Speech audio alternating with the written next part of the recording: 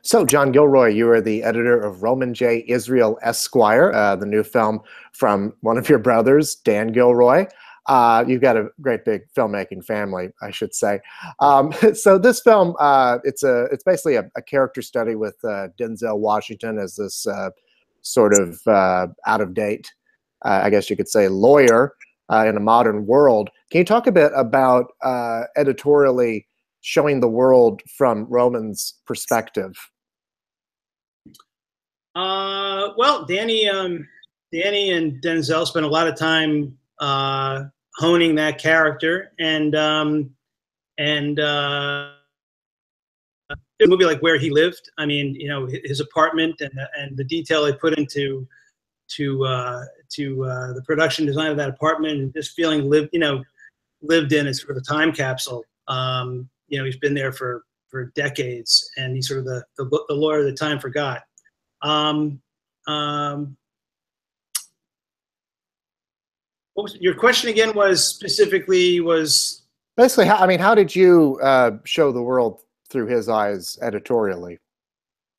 Oh well, um, uh, I don't know. I mean, it was kind of in the script. I mean, you're following the whole movie is about Roman. So you're either seeing the world through his eyes, or you're seeing other people observe him, so you're getting on you're on both sides of that. I'm not sure if there's any specific mechanism that I use.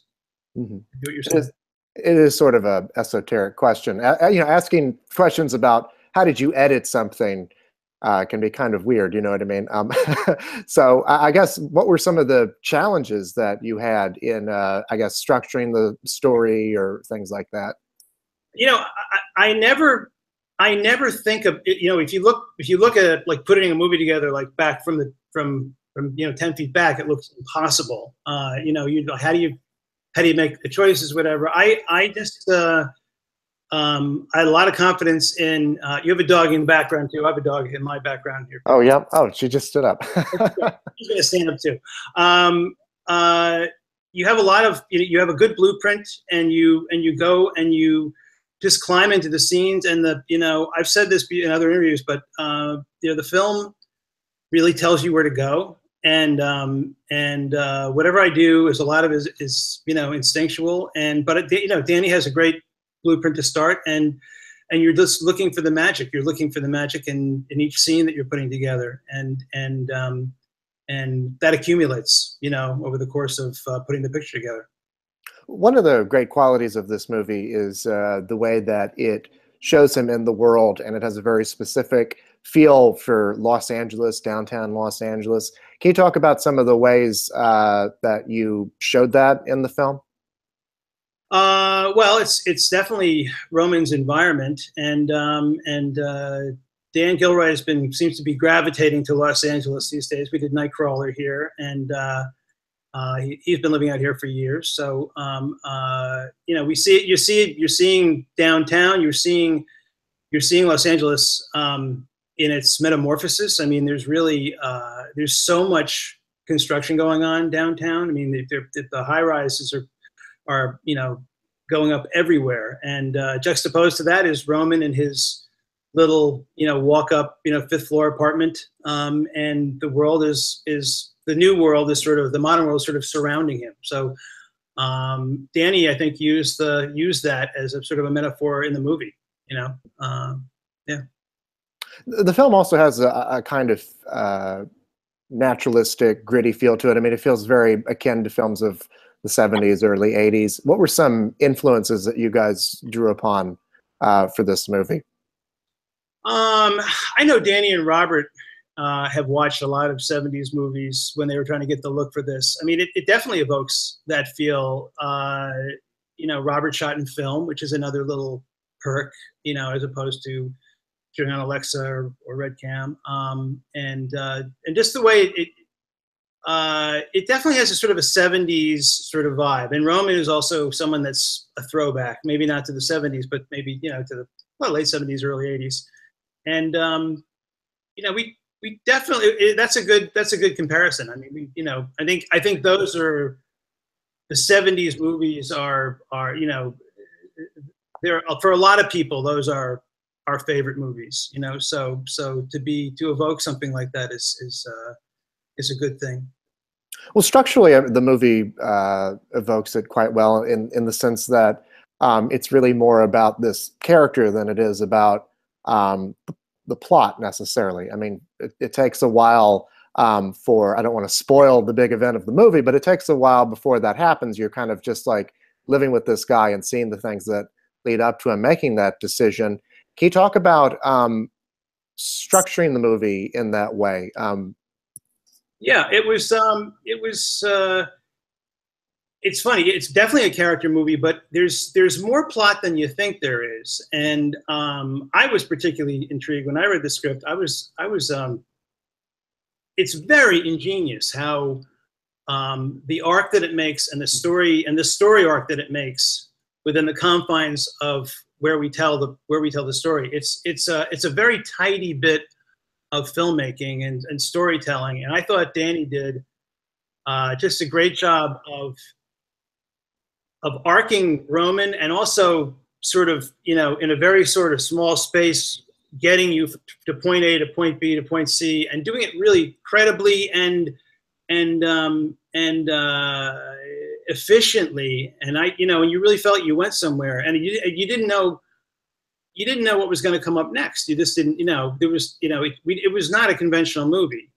You know, Danny, I've said this before, you know, he knows all the rules, and then, you know, he's so good, he knows when he can break them. And we broke some rules on this movie, and I thought it really paid off.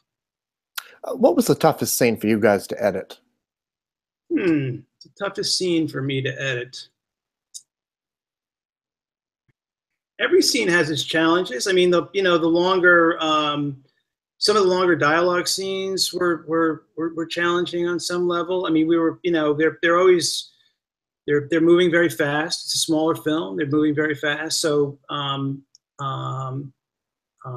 one scene in particular that was,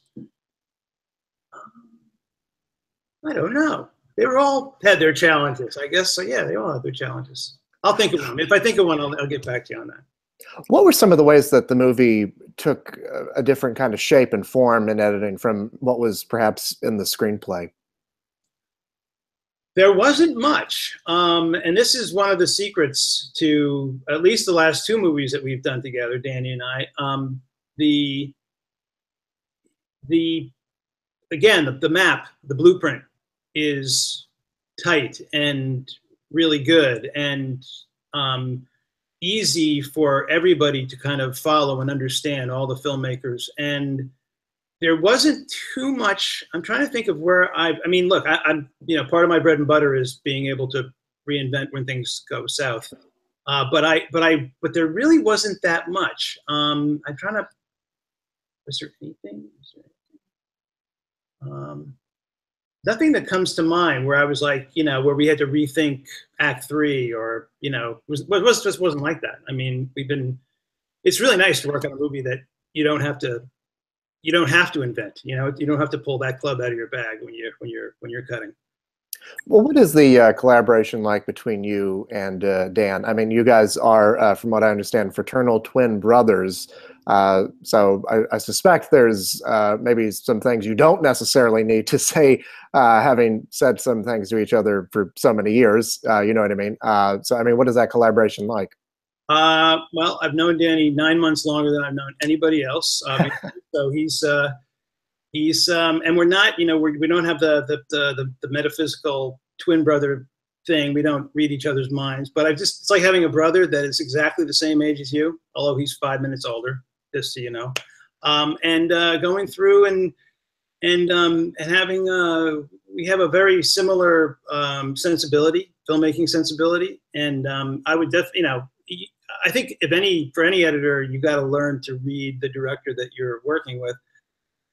Clearly, there's an advantage to working with your fraternal twin brother because the shorthand is definitely there. I mean, there's and our debates are they're few and far between. I mean, there's not that many times where we're kind of debating each other about an issue. We usually see it the same way. Yeah. Well, you come from a filmmaking family. In addition to Dan, your other brother is Tony Gilroy, the great director of Michael Clayton, on which you also worked. Your father was a writer, director, Frank Gilroy. So was it always preordained that you were going to get into the movie business? It was not preordained. I mean, we grew up around the business. My father moved us away from. We actually, Tanya and I were actually born in Santa Monica when we were, and then we moved when we were 3, upstate New York. My father moved us off into the country on the other side. I think he didn't want us to be in the movie business. I think he wanted us to get away from that whole thing. And then he looked like a genius because we all ended up in the movie business anyway. So it was like all part of his master plan or something. But I don't know. What was the original question again? You were saying what? I guess, well, I mean, I think you answered it. I was asking if it was sort of preordained for you to get into the movie business. Since yeah, I was going to say that I was going to go the other. I was going to actually do something else. I was going to go to law school. I wanted to get away from the whole thing. I thought it was kind of a crazy business, and then I didn't go to law school, and I just sort of gravitated to it, as did my brothers, and we all ended up here we are, you know. Well, in addition to the movies that you have worked on with your brothers, these really interesting character studies, that you've done action movies like Pacific Rim and Salt. You've done a wide variety of movies. So what draws you to the kinds of films that you work on? I'm drawn to anything that's good, and anything, you know, I don't watch one kind of movie, and I've been very blessed that I have not been pigeonholed in any way, you know, as the action guy or the horror guy or whatever. I've you know, that kind of was a little bit of that was just luck. And then once you prove you can kind of do a wide range of things, you get, you know, and you work with filmmakers that make different films, you get called on, and I've been very blessed like that. I wouldn't want to make one kind of, you know, one type of movie. You know, not that it would bore me, but I'm into anything that's good. And if it's really good, and it can be made great, that's what I'm into. Yeah. And for your work on Nightcrawler and Michael Clayton, you were nominated at both the American Cinema Editors and the BAFTAs. What did that kind of recognition mean for you? It's, you know what, it's always nice to get that kind of recognition. It happens on occasion, you know. It does not, it doesn't affect my work in any way. It doesn't affect, it would be, you know, something like that is always nice to get a pat on the back. But the movies are the testament to whatever we do. I mean, that's really the, you know, I mean, someone giving you an award or getting nominated or whatever, that's great. I mean, that's someone saying, hey, good job. But the movies are the things that hopefully will, you know, you've made and are proud of, and maybe even stand the test of time. Well, it's another great movie. John Gilroy, thank you so much. Congratulations. Thank you, Zach. Good talking to you. Nice talking to you as well. Have a good one. Take care.